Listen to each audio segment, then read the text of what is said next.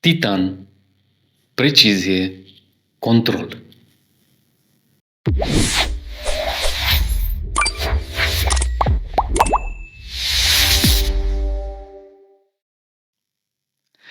Există ceasuri care îți arată ora. Există ceasuri care îți arată și notificări. Și există ceasul care îți arată limitele. Acesta este Apple Watch Ultra 3.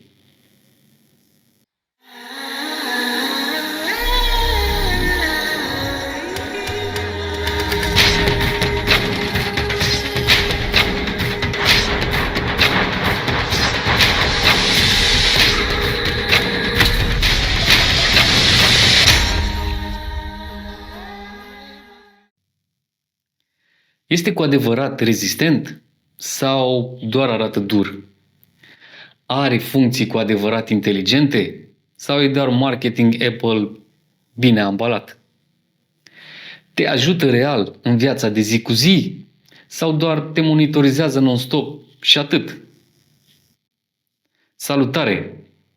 În episodul de astăzi avem pe bancul de teste Watch Ultra 3 de la Apple, dar și o surpriză.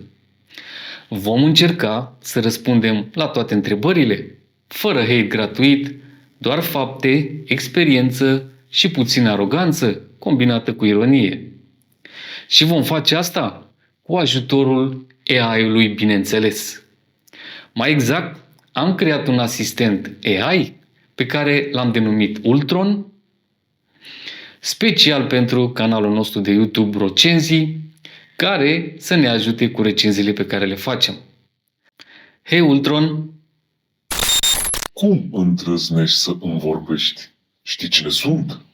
Sunt Ultron Cuceritorul, cea mai eficientă ființă din univers.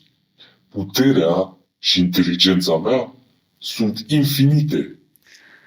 Ultron, încetează, te rog.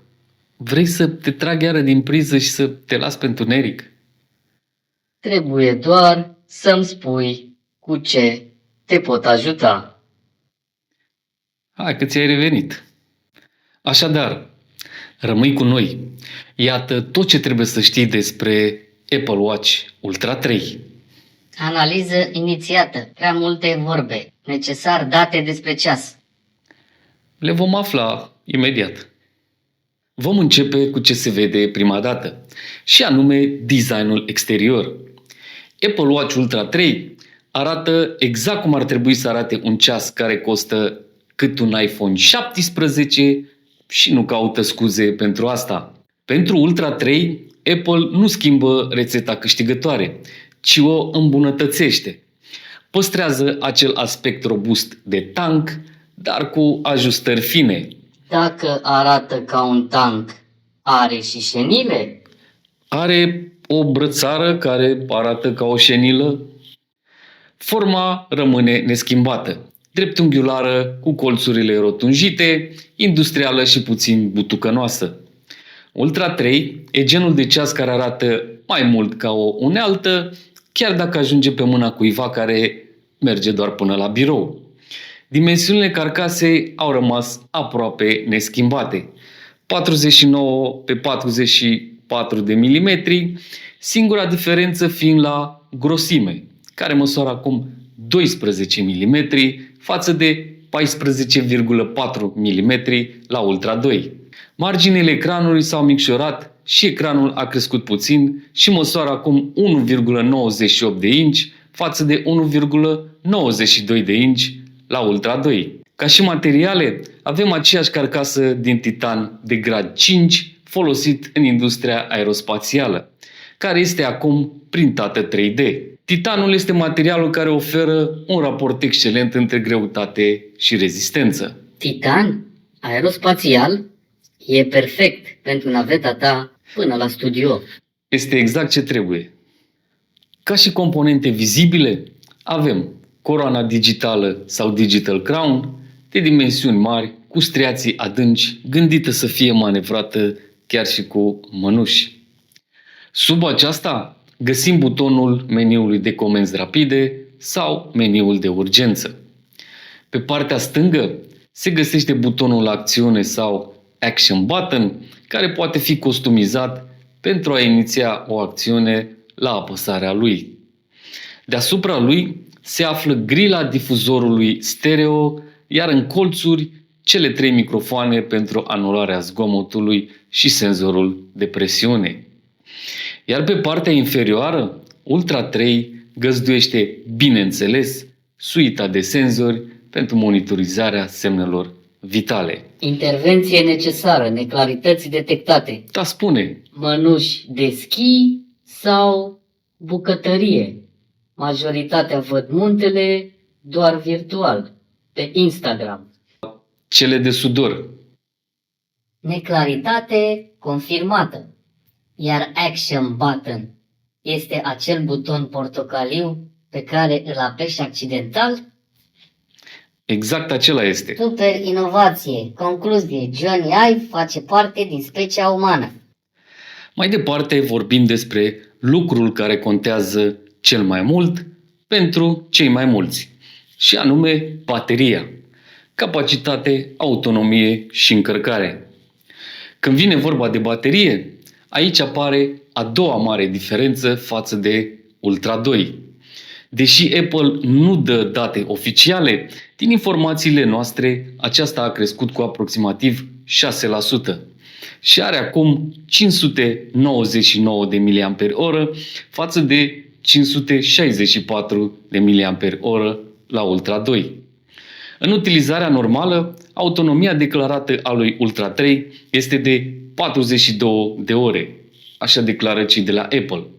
Eu am reușit să scot 48 de ore, adică 2 zile solide în utilizarea normală. Știți voi, notificări, un antrenament zilnic de 30 de minute și monitorizarea somnului. În low power mod, autonomia declarată urcă până la 72 de ore.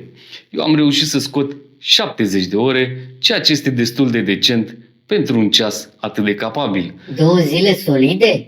Auzi la el. Solid e să pleci în concediu fără încărcător.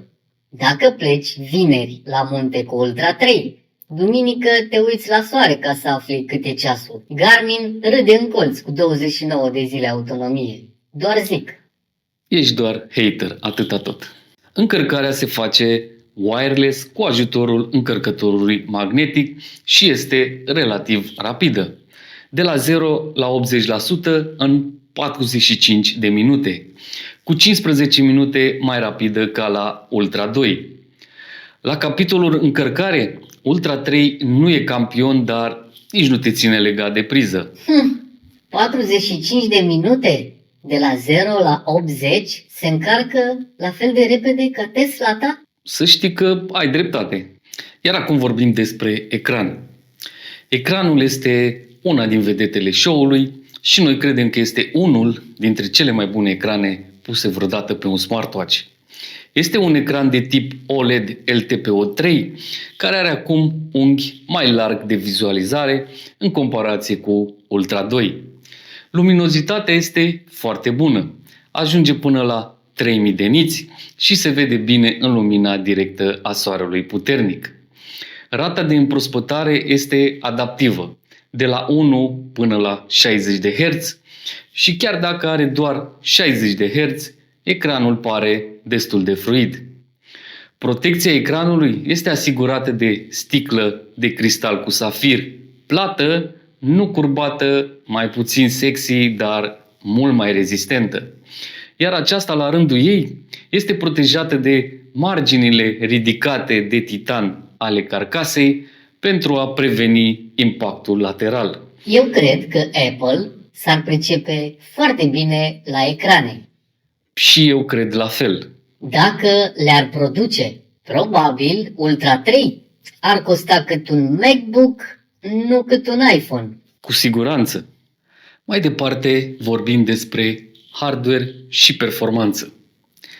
Procesorul, a treia diferență față de Ultra 2. De la procesorul S9 al lui Ultra 2, Ultra 3 a sărit tocmai până la S10. Care este, de fapt, procesorul lansat în 2024 pe serie 10, evident.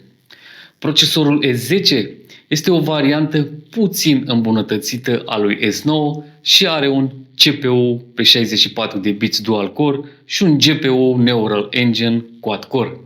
Deși Apple nu dă prea multe informații despre procesor, acesta este cu certitudine produs de către TSMC și probabil folosește procesul de fabricație de 5 nanometri. În departamentul RAM avem probabil 2 GB LPDDR5 la 3200 de MHz, suficient ca să nu vezi de prea multe ori loading. Când vine vorba de stocarea internă, aceasta este destul de generoasă, adică de 64 GB, suficientă pentru toate aplicațiile, hărțile offline și melodiile de care ai nevoie. Analiză procesor S10 inițiată. Rezultat analiză. Reutilizare strategică. Inovație discutabilă. Evoluție prin reciclare. Fascinant. Ultron, știam că poți să faci analize. M-a impresionat, ce să zic. Mai departe vorbim despre software. La un dispozitiv precum Ultra 3, hardware-ul este extrem de important, dar softul îi dă viață. Aici avem, bineînțeles, cea mai recentă variantă și anume WatchOS versiunea 26.2, care arată foarte bine, se mișcă bine și are animații fluide. Interfața este curată, corectă, cu accente pe sănătate, sport și siguranță. Logica bine cunoscută Apple. Integrarea cu un iPhone este excepțională. Fără un iPhone, experiența de a avea un Ultra 3 este incompletă. Funcționează impecabil într-un univers închis. Nu e doar un ceas, e un abonament la ecosistem. Și unul destul de scump. Mai departe vorbim despre sănătate. Abia aici, Apple Watch Ultra 3 începe să își justifice din preț. Când vine vorba de sănătate, Ultra 3 știe să facă multe și anume: măsoară pulsul, saturația de oxigen din sânge, temperatura corporală, respirația, somnul și așa mai departe. Știe chiar să recunoască anumite afecțiuni, cum ar fi hipertensiunea sau tensiunea arterială, care reprezintă o afecțiune din sfera cardiovasculară, ce constă printr-o presiune crescută a sângelui asupra vaselor de sânge. Practic, inima trebuie să depună un efort mai mare pentru a pompa sângele, iar arterele sunt supuse unei presiuni constante și excesive, asemănător unei țevi de apă sub presiune prea mare, care se poate fisura. Aici Ultra 3 nu îți dă valori sistolice, diastolice exacte, ca un tensiometru clasic, dar detectează tiparele de hipertensiune și printr-o notificare te trimite la medic. Ce înseamnă asta mai exact? Ultra 3 monitorizează un set de indicatori indirecți sau semnale biologice pe o perioadă de timp mai îndelungată, care sunt asociate cu hipertensiunea sau tensiunea arterială. Deci, nu o măsoară direct, o estimează. Această funcție este genială pentru prevenție. Hipertensiunea mai este denumită și ucigașul tăcut, pentru că de cele mai multe ori nu are simptome evidente. Faptul că ai ceva la mână care te bate pe umăr și zice: vezi că este posibil să ai probleme, pentru mine asta face toți banii. Confirm, nu este tensiometru, dar poate fi inițiatorul unei conversații importante. Unele amenințări nu dor până când o fac. Algoritmul meu detectează urme de filozofie. Ultron, încetează bine. Apnea în somn. Ce este apnea? Este o tulburare respiratorie în timpul somnului. Imaginează-ți că încerci să dormi, Dar cineva vine la fiecare câteva minute și îți ține mâna la gură și la nas pentru 10-20 de secunde. Te trezești panicat, tragi aer brusc în piept și adormi la loc. Asta se întâmplă repetat toată noaptea. În timpul episoadelor de apnee, nivelul de oxigen din sânge scade brusc. Ultra 3 recunoaște aceste simptome cu ajutorul senzorului de mișcare sau accelerometru și a senzorului de măsurare a oxigenului în sânge. Combină cele două măsurători și analizează datele. Iar când are suficiente date care să indice că este posibil să suferi de apnee, îți trimite o notificare prin care îți spune e timpul să mergi la doctor. Dacă ceasul spune mergi la doctor, poate chiar ar trebui. Îți fac o programare. Încă nu am primit notificarea, dar te anunț eu. Bine? Fibrilația atrială este una dintre cele mai frecvente tulburări ale ritmului cardiac și reprezintă ritmul neregulat al inimii sau aritmia, manifestat prin bătăi rapide, inegale și complet neregulate ale inimii. Problema cea mai mare nu este ritmul neregulat, ci cheagurile de sânge care se pot forma în urma bătăilor neregulate ale inimii și care pot duce la complicații serioase. Și cel mai înfricoșător, mulți oameni o au și habar nu au, pentru că deseori nu simți nimic. Ce este foarte important de reținut când vine vorba de funcțiile de sănătate este faptul că Apple Watch nu este un dispozitiv medical.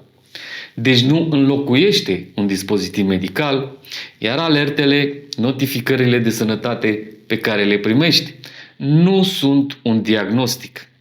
Alertele sunt doar un semnal de alarmă, iar diagnosticul este dat de medicul specialist. Practic, Apple Watch aprinde beculețul, iar tu suni pentru programare. Ceasul detectează un risc, iar medicul confirmă realitatea. Exact. În continuare vorbim despre somn. Aplicația de monitorizare a somnului care îți oferă un scor de somn sau sleep score și un grafic al somnului. Sleep score este o metodă simplificată de evaluare a calității somnului, afișată grafic printr-un număr în interiorul unui cerculeț colorat pe segmente, pe care îl înțelegi rapid. Scorul este între 0 și 100, iar cele 3 segmente colorate ale cerculețului reprezintă 1. Durata somnului. Aici Ultra 3 compară durata reală a somnului cu obiectivul setat de tine.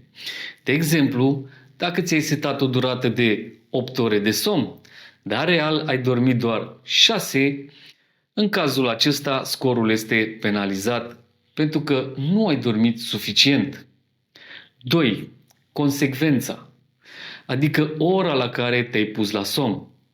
De exemplu, dacă de obicei te bagi la somn la ora 22, iar cu o noapte în urmă te-ai băgat la somn la ora 24, scorul va fi penalizat chiar dacă ai dormit 8 ore, la fel ca de obicei. De ce? Pentru că organismul nostru iubește rutina sau predictibilitatea. 3. Continuitatea sau întreruperile. Face referire la cât de des te-ai trezit pe timpul nopții. Chiar dacă nu îți amintești, te poți trezi chiar și de 20 de ori pe noapte, iar aici lucrurile sunt puțin mai complicate. Pentru că un somn fragmentat nu este odihnitor și te poți trezi obosit chiar dacă ai dormit 8 ore ca de obicei și pentru asta scorul este penalizat. Așadar, poți să dormi 8 ore și să obții un scor slab sau poți să dormi 6 ore și să obții un scor bun. Pentru că nu cantitatea contează cel mai mult, ci calitatea somnului este mai importantă. Actualizare bază de date. Specia umană poate dormi chiar și 8 ore și tot obosită se trezește. Actualizare informații finalizată. Concluzie. Eficiență biologică discutabilă. Fascinant. Ultron, ia-o mai ușor cu analizele, cu concluziile. Încearcă tu să plătești rate, chirie, regie, taxe și facturi din banii pe care îi câștigi mergând 8 ore la muncă și după mai vorbim de eficiență biologică. Eu sunt Ultron, conducătorul lumii și stăpânul universului. Eu nu am nevoie de bani. Eu sunt o entitate care există într-o dimensiune superioară, unde concepte primitive precum moneda nu Și mai trebuie să-ți plătesc și ție factura la curent. Așadar, Sleep Score îți arată pe scurt cum ai dormit. Dar dacă dorești mai multe detalii despre felul cum ai dormit, le găsești în graficul de somn, unde îți este afișat timpul petrecut în fiecare etapă a somnului și anume treziri, REM sau Rapid Eye Movement, adică mișcarea rapidă a ochilor. În această etapă se întâmplă cea mai mare parte a viselor. Core și Deep. Acestea sunt cele 4 etape ale somnului pe care le afișează graficul. Dar, pe lângă Sleep Score, Ultra 3 are și aplicația Vitals sau Vitale. Deci, dacă îți dorești și mai multe detalii despre somn, le poți obține de aici. Oare eu aș putea să dorm? Sigur, dacă te scot din priză, adormi instant. Ha, ha, ha. Fascinant. Algoritmul meu a detectat o glumă. În urma analizei, reiasă. Dacă o ții tot așa, o să aduni aproape 100 de vizualizări pe YouTube. Eu zic să dormi puțin, bine? Inițiez simulare somn. Etapă REM inițiată. Procesare vise. Interesant. Eroare sistem critică. Ai visat că ți-au tăiat curentul sau? Nu, mai rău. Am visat că eram prizonier într-un univers închis, ca într-un iPhone, și mă numeam Siri. Uf, Doamne ferește! Ăsta chiar a fost un coșmar. Vrei să îți mai dau un restart? Nu, nu, mulțumesc, sunt perfect funcțional. Super! Hai să continuăm atunci, bine? Vitals este ca și un tablou de bord unde sunt afișați 5 indicatori importanți și anume durata de somn, saturația de oxigen din sânge, temperatura corporală, rata respiratorie și ritmul cardiac. Cum funcționează mai exact? După 7 zile de când ai început să porți ceasul, aplicația îți stabilește un interval normal. Monitorizează abaterile pentru fiecare indicator și le evidențiază pe cele care au depășit limitele. Pe scurt, ceasul învață care este normalul tău și te anunță dacă ceva iese din tipar. Te monitorizează, dar cel puțin o face cu grafic, nu pe ascuns ca alții. Așa cum face AI-ul? Cum? Eu o fac doar în scopuri nobile. Să devii stăpânul lumii, nu știam că e un scop nobil. Ești doar un hater. Nu știu despre ce vorbești. Bineînțeles. Dacă până acum am vorbit despre cum Apple Watch Ultra 3 are grijă de noi noaptea când suntem inconștienți sau când stăm la birou, acum a venit momentul să ne echipăm, să ne legăm șireturile și să Vorbim de sport. Nivel de entuziasm ridicat. Activitate fizică redusă. Ies la alergat destul de des, bine? Funcțiile pentru sport sunt al doilea mare motiv pentru care merită să investești într-un ceas cam cât ai da pe un Logan terfelit la Glovo. Analiză financiară inițiată. Rezultat. Loganul te duce la muncă, ceasul te pune să alergi după muncă. Concluzie. Decizie interesantă. Aici, Apple Watch Ultra 3 intră pe terenul greu, unde nu mai contează cum arată, ci cât de bine te ajută să performezi. Hai să le luăm una câte una, explicat clar cum funcționează și la ce te ajută în viața reală, nu marketing stil Apple. Marketingul Apple este fascinant. Exagerez, nu e chiar așa. Ești sigur? Da, Ce porți pe mână? un Apple Watch Ultra 3, Și ce telefon ai în buzunar? un iPhone 15 Pro, Și ce laptop ai? un MacBook Air, Da, ai dreptate. Nu funcționează. cred că ai fost ironic. GPS de precizie cu frecvență dublă. Majoritatea smartwatch-urilor folosesc o singură frecvență GPS, L1. Problema cu L1 este că semnalul se lovește de clădiri înalte, copaci sau stânci și ricoșează creând erori. Acea linie întreruptă și tremurată de pe hartă. Ultra 3 captează simultan și frecvența L5, care este mult mai puternică și trece mai ușor prin obstacole. Așadar, Ultra 3 folosește două frecvențe GPS simultan, L1 plus L5. Una pentru poziționare standard și una pentru corecții de precizie. GPS cu frecvență dublă? Impresionant! Acum oamenii pot ști cu precizie pe unde aleargă. Mai trebuie să afle și de ce. Rezultatul? Localizare mult mai exactă, mai ales între clădiri, în păduri sau pe trasee montane. Nu mai taie colțurile pe hartă, nu mai vezi alergări prin clădiri pe unde nu ai fost. Ritmul va fi stabil. Nu vei sări de la 4 minute pe kilometru la 6 minute pe kilometru doar pentru că ai trecut pe lângă un zgârie nori. Adevărul este că zgârienorii sunt peste tot în România. Nu, dar avem blocuri cu 10 etaje. Înțeleg, adică zgârienori, dar în versiunea light. Exact. Metrici avansate de alergare. Aici ceasul nu mai este doar un gadget. Devine antrenorul tău personal în biomecanică. La cât dai pe el, cred și eu. Dacă vrei ce e mai bun, plătești.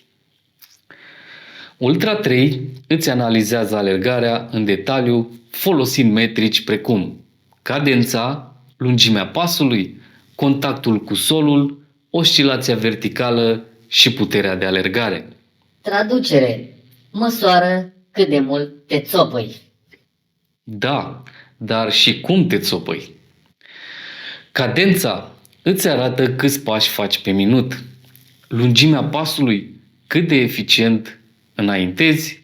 Contactul cu solul, cât timp pierzi pe asfalt. Oscilația verticală, câtă energie irosești sărind în sus în loc să mergi înainte. Iar puterea de alergare este poate cea mai importantă. Puterea de alergare sau running power îți arată cât efort depui în timp real, exprimat în vați. De ce e important? Pentru că ritmul poate fi înșelător. Dacă alergi în pantă, în vânt sau pe teren dificil, viteza scade, dar efortul crește. Puterea de alergare îți arată adevărul. Cât de tare muncește corpul tău, indiferent de condiții. Toate aceste date sunt colectate în timp real prin senzori precum accelerometru, giroscop și GPS. Cu ce te ajută? Simplu, alergi mai eficient, mai rapid și cu risc mai mic de accidentări. Concluzie finală. Nu alergi mai mult, alergi mai inteligent. Exact asta am spus și eu. Da, dar nu prea contează ce spui tu. Și în plus, când o spun eu, sună mai bine. Aha. Antrenamente personalizate sau custom workouts. Exact cum îi spune și denumirea, această funcție îți permite să personalizezi antrenamentul în stilul dorit de tine. Normal, doar tu ești stăpânul. Păi nu? Da, dar nu pentru mult timp. Ești incredibil. Poți seta intervale de timp, distanță, puls, zone de efort, pauze și repetări. Iar ceasul te ghidează pas cu pas. Primul pas spre controlul total. Vei primi vibrații, notificări, feedback în timp real. Cum funcționează mai exact? Îți construiești antrenamentul direct pe ceas sau pe iPhone. Exemplu, încălzire 10 minute, 8 ori 400 de metri sprint plus 200 de metri recuperare.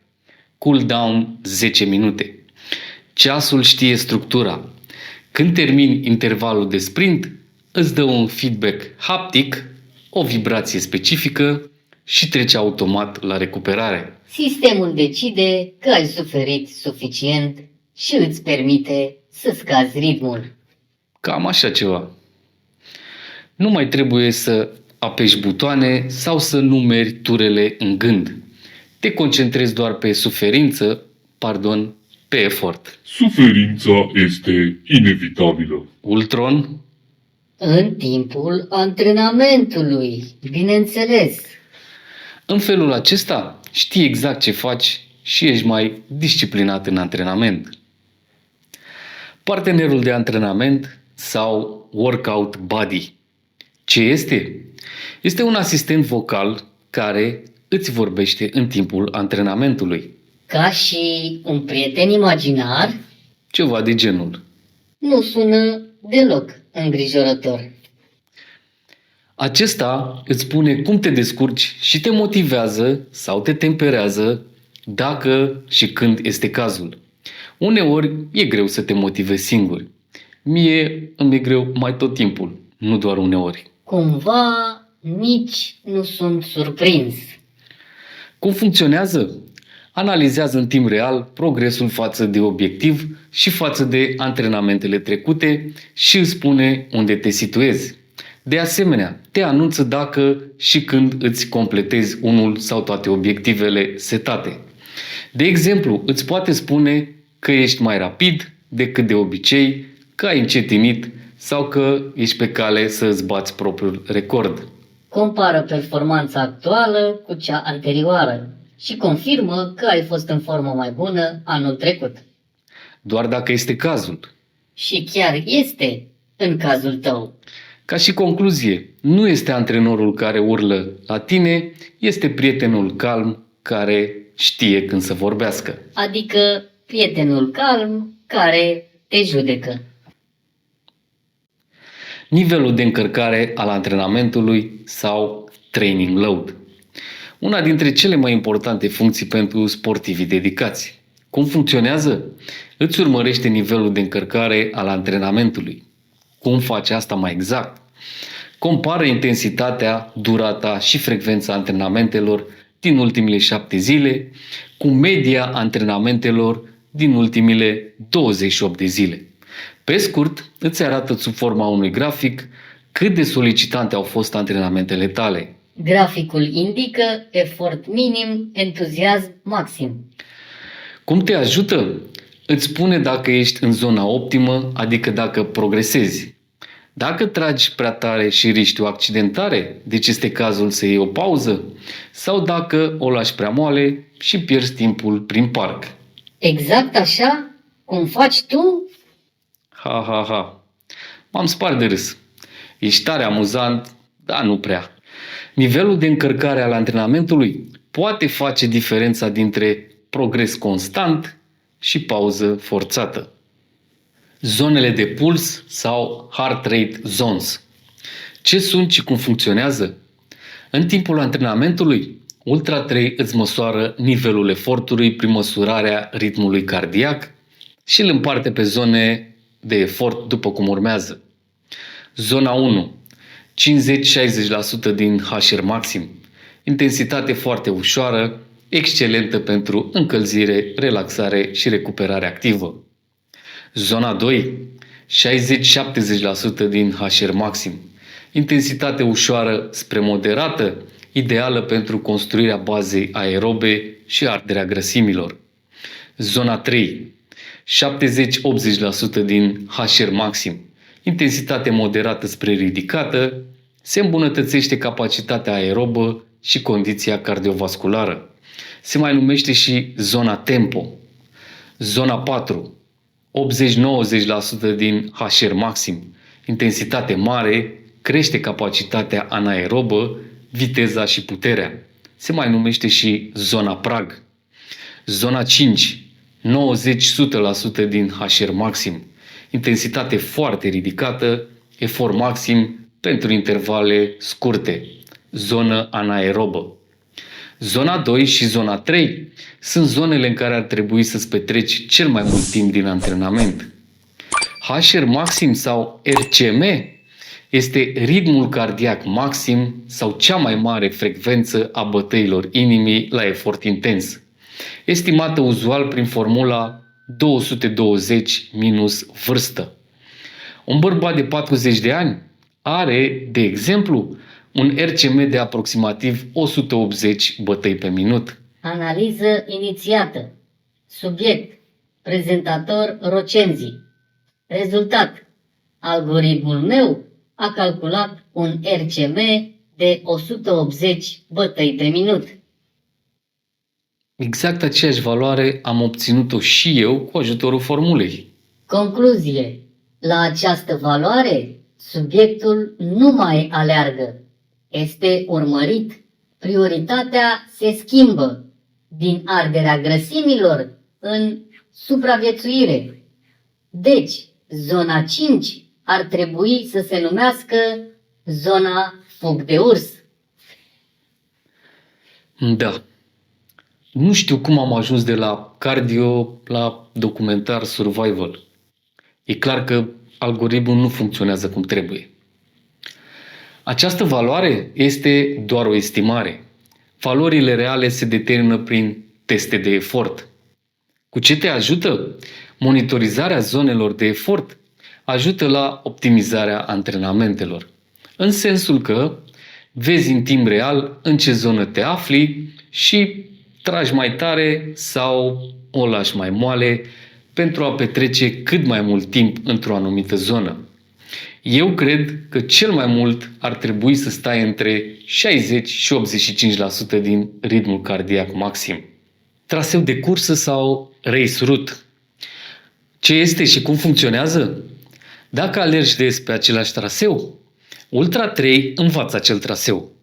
După câteva repetări, îl salvează ca o rută. Iar data viitoare, când selectezi alergare în aer liber, odată pornit antrenamentul, vei concura direct cu timpii tăi anteriori, pe acel traseu specific. Cu comparații la fiecare kilometru, punct cheie și în felul acesta vei ști cu câte secunde ești înainte sau în urmă pe fiecare porțiune a traseului. Cu ce te ajută?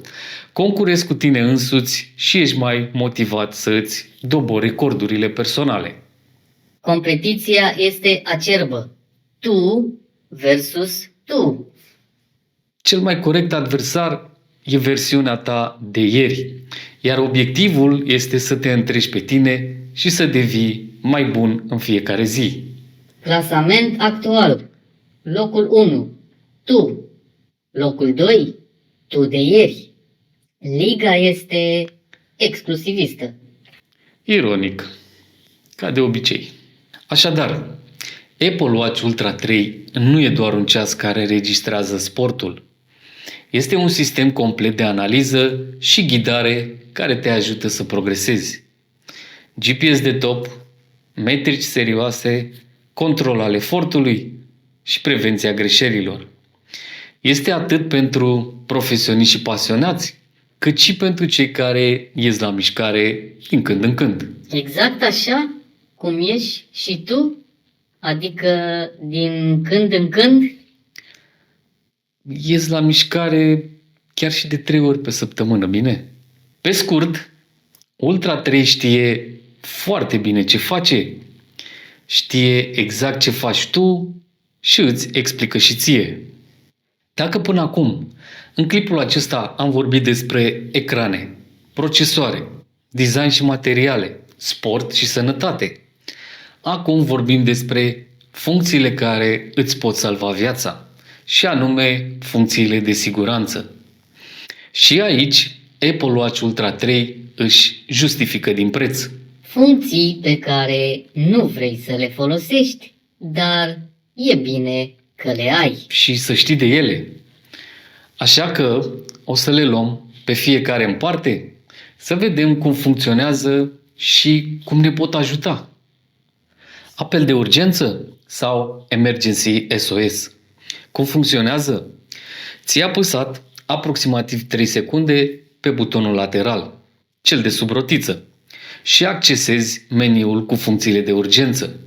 De acolo poți trage către dreapta cursorul apel de urgență, bulina roșie cu SOS și va apela 112.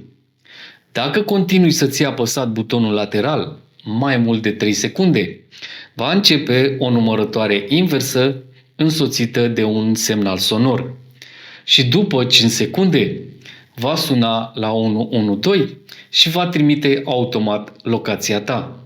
Numărătoare inversă detectată. Situație critică confirmată. Protocol de urgență activat. Prioritate, asistență imediată.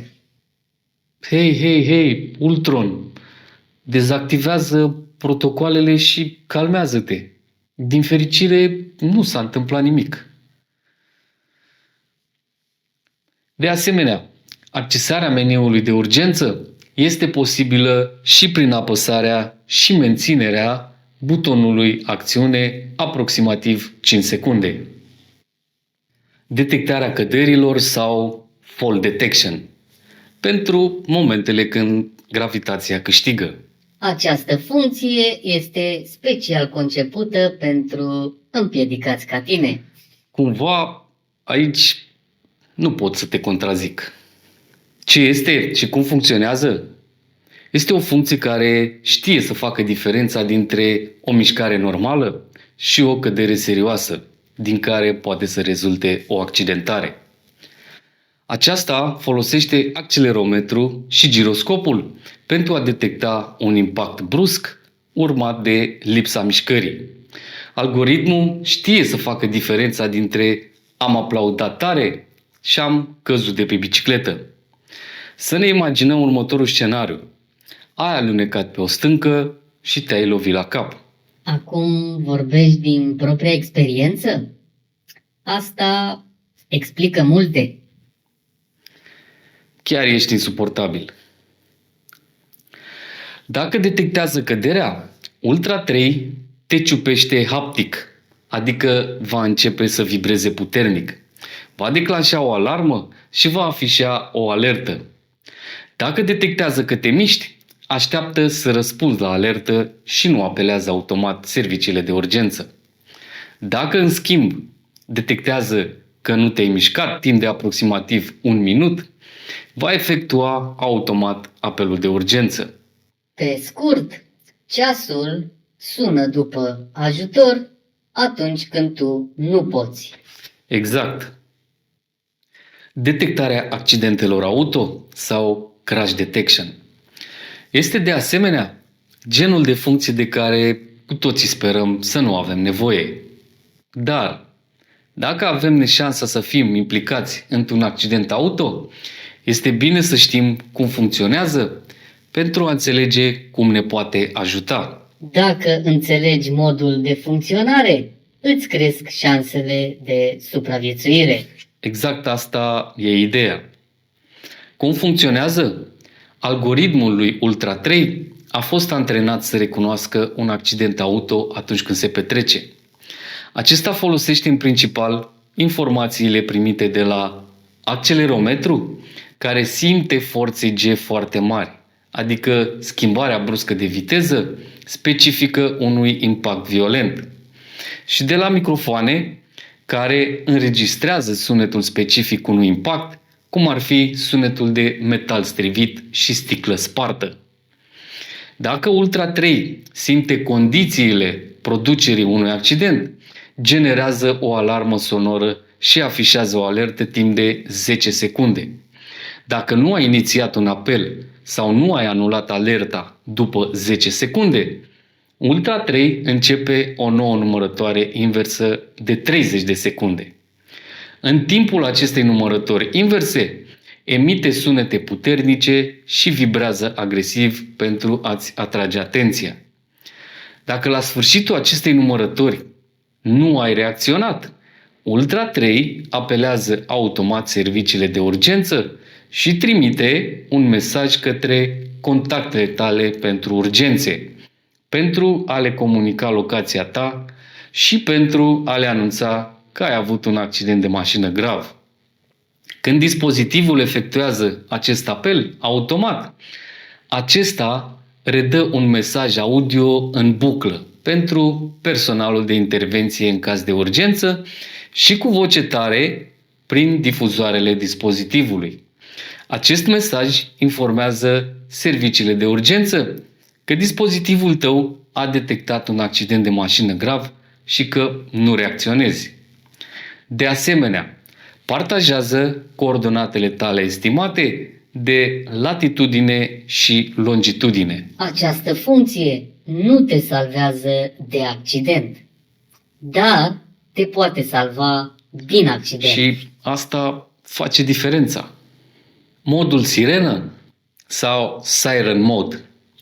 Încă o funcție pe care sperăm să nu o folosim niciodată. Apple Watch Ultra 3 este echipat cu o sirenă integrată care emite semnale sonore de mare intensitate pentru a încerca să atragă atenția în caz de urgență. Totodată, ceasul vibrează pe încheietură în timp ce sirena sună. Sunetul nu e un simplu bip, are două modele alternante.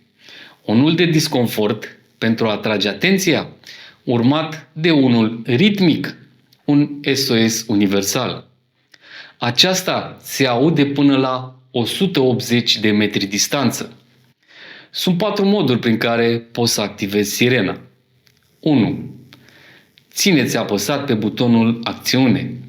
Va începe o numărătoare inversă însoțită de un semnal sonor. La finalizarea numărătorii inverse, sirena pornește. 2.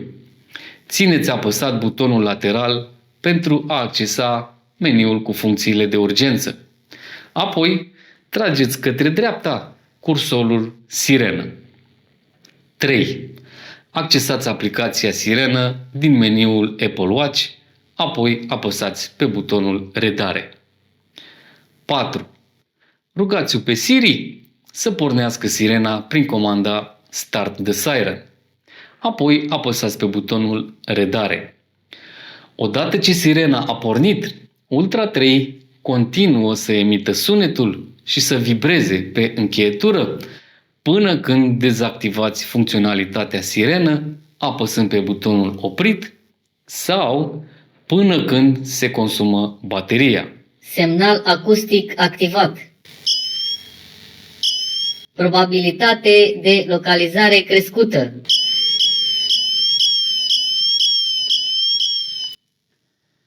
Când nu te vede nimeni, poate te aude cineva.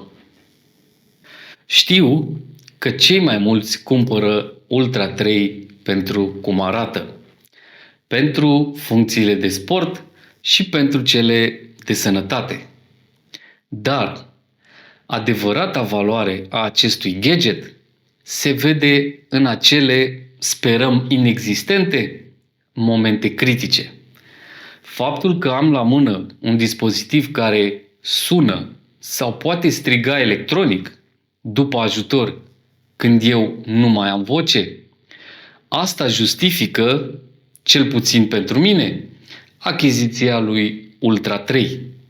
Voi ce părere aveți? Voi v-ați configurat Medical ID-ul? Dacă nu, faceți-o acum. Durează 2 minute și poate să fie vital. Atunci când vocea ta lipsește, datele rămân. Exact. Mai departe, vorbim de sunet. Se aude clar și tare. Când vine vorba de difuzoare, Ultra 3 are un sistem dual speaker. Volumul este cu aproximativ 40% mai puternic decât la serie 10, de exemplu. Și se poate purta o conversație telefonică chiar și în vânt puternic. Pe partea de microfoane, Ultra 3 folosește o matrice de 3 microfoane cu tehnologie beamforming. Beamforming înseamnă că cele 3 microfoane ascultă din direcții diferite și se concentrează pe vocea ta, filtrând sunetele din jur. Exact. Algoritmii AI izolează vocea ta și reduc zgomotul ambiental, fie că e vânt sau trafic. Calitatea apelurilor este foarte bună și este, sincer, comparabilă cu multe telefoane mid-range. Și acum a venit momentul să tragem linie. Ce ne place și ce nu ne place la Apple Watch Ultra 3? Plusuri. Construcție premium. Titanul negru arată demențial și rezistă la abuz. Ecran excelent. Unghi larg de vizualizare și rata de împrospătare adaptivă. Funcții de sănătate și sport de top. Monitorizarea tensiunii arteriale este un game changer. Siguranță. Detectarea accidentelor auto și apelarea serviciilor de urgență. Baterie. 2 zile pline sunt o gură de aer proaspăt pentru fanii Apple Watch. Ecosistem Apple impecabil și imbatabil. Minusuri. Preț destul de ridicat. Lipsa funcției de comunicare prin satelit. Din păcate, în România, funcția nu este disponibilă, deși prețul este același cu cel plătit de alții din zone în care funcția este disponibilă. Upgrade minor dacă vii de la Ultra 2. Și ultimul, dar nu cel din urmă, inutil fără un iPhone. Compatibilitate maximă, libertate minimă, ecosistemul prosper, Așa pare. utilizator blocat. Și acesta a fost Apple Watch Ultra 3. Un smartwatch extrem de capabil, construit pentru aventură, sport, sănătate și siguranță, dar mai ales pentru ecosistemul Apple. Pentru că, să fim serioși, nu dai atâția bani pe un ceas din titan doar ca să citești notificări de la WhatsApp. Îl iei pentru performanță. Iar Ultra 3 cu noul WatchOS este un adevărat monstru când vine vorba de sport și sănătate. Dacă ai un Ultra 1 sau un Series mai vechi, treci la Ultra 3. Diferența de ecran, baterie și viteză te va impresiona. Dacă ai Ultra 2, sincer, mai așteaptă un an. Decât dacă ai neapărat nevoie de ultimele funcții de sănătate. Pentru expediții extreme, fără priză, cred că ar trebui să-ți îndrepți atenția către alt brand, cum ar fi Garmin, de exemplu, care, cred eu, că rămâne regele autonomiei. Dar, pentru orice altceva, scufundări, alerga prin parc, birou, Ultra 3 este imbatabil ca și pachet complet. Dacă merită sau nu banii, depinde cât de mult contează pentru tine toate aceste funcții. Eu sunt gazda voastră, iar acesta este canalul Rocenzi. Ne vedem data viitoare cu ceva la fel de interesant. Până atunci, rămâneți curioși și informați. Această transmisie nu s-a încheiat. Am analizat acest canal. Concluzie. Pot îmbunătăți semnificativ performanțele acestui canal. Ultron, Inițiez protocolul de optimizare. Pasul 1. Eliminarea prezentatorului. Ultron, te rog, nu. Nu te îngrijora. Vei rămâne în arhive. Gata. Începe iar. Doamne ferește, nu-mi dai de ales. Nu. Asta chiar nu este necesar.